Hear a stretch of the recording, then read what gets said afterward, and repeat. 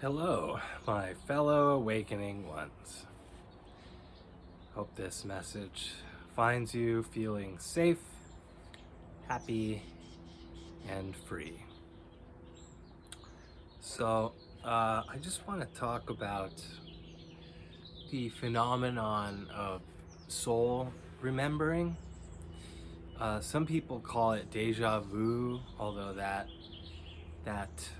term seems to have different meanings to different people. So I guess that would be part of it. But for me, it's a little deeper than that. Deja vu is to me is whatever you think of it. It's a temporary thing. Seems to just happen, from hearing a song, or maybe you're gardening, or you see somebody else doing something that you did a lot, like ballet or something in another life, or whatever it is. Or you watch a movie, read something in a book or an article that activates a memory of a past life, or a parallel of this life is a part of it. But for me, it's more like an ongoing thing. So I don't know what you would call it. Maybe just like ongoing soul memory. But one thing I want to talk about is at this point I remember a lot of different experiences, you could say, aspects of many other lives, and even off planet at this point. And a prominent theme for me in this life, of those lives, is being the warrior or the soldier archetype. I have that again, that energy in my field, among other archetypes. And that one is as prominent or more than anything else. Like I'm also an artist, also a healer, shaman, priest, preacher, therapist, uh, scientist, builder, innovator, and farmer, all sorts of things. But it's like the main ones for me seem to be the artist, the warrior, and the healer. And a lot of the time that is expressed as the wounded artist, the wounded warrior, the wounded healer. And I know I'm not the only one that experiences this, but it's kind of like I've either been a warrior. I've been officially a warrior. I don't know, maybe like dozens of times at this point. Or I was involved in many different battles and wars, just as other people, like just as citizens, or nobility, or priests, or anybody. So, and then I carried into this life a lot of trauma from those, a lot of wounds from those experiences. And thankfully at this point, a lot of it has been cleared, but it can still come up at certain points. Like, I don't know, just, I used to joke at one point, or not joke, but I would just say, a few years ago in my journey, it felt like I had PTSD from war without ever having been a soldier officially in this life. And thankfully that never happened. But it is there, and I guess I wish everybody just accepted and knew that, reincarnation isn't a theory, or just a belief. It's reality. It's like, the way I see it, it's like a part of universal law. and predictable even at a certain point, certainly from higher levels. And it's like once you get over that, it seems like most people believe in it actually officially as much as the mainstream likes to talk down about it. But once you accept that, then you can realize, like, on an extra logical level, like, oh, that's why I'm so good at singing, or I'm so good at piano, even though everyone else in my family sucks and has no interest in such things other than as a consumer.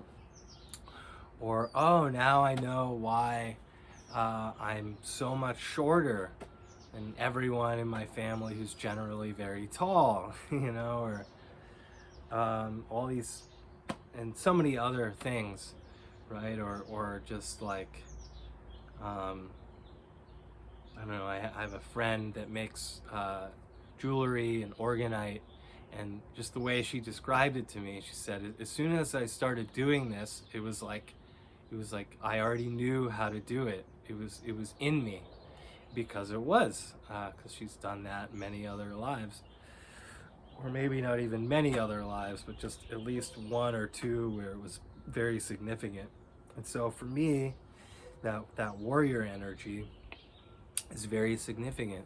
And all is one, and there is no separation really, but through thought and orientation, and maybe soul development.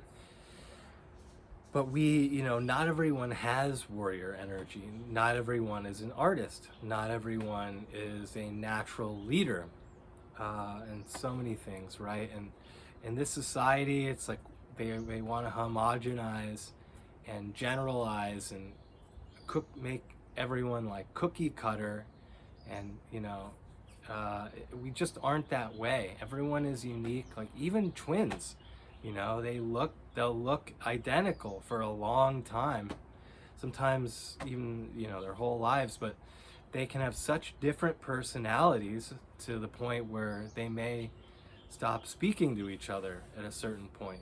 Like it's one of my favorite examples of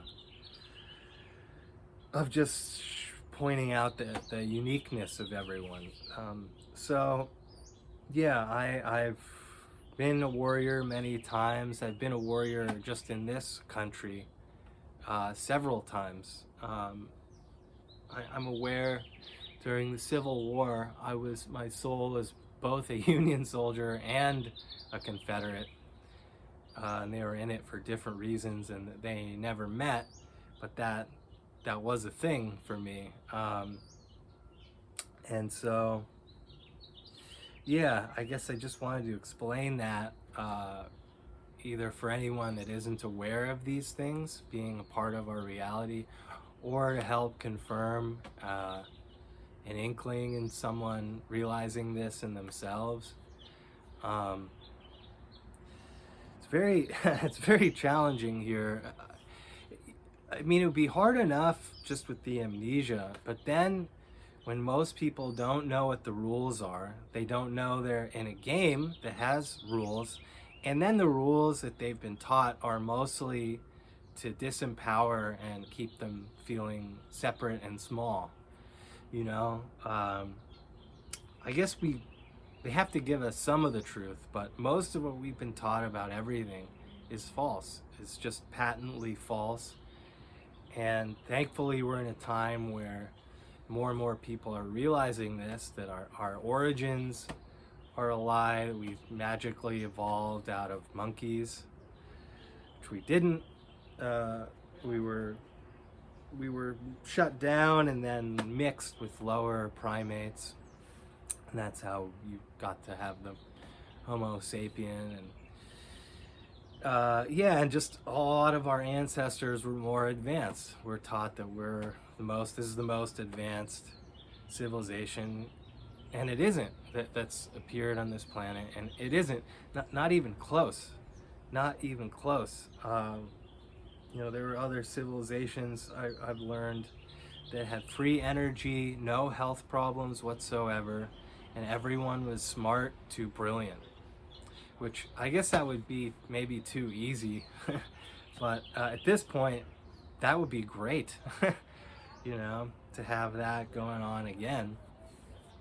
Um, but yeah, just because you haven't been a soldier officially in this life, or been paid for your art or your healing help, which I've helped many people, strangers, because of the way I am, because I'm built to help people either process dense emotion that they either can't or won't, and I've done it for free, and I'm not doing that anymore.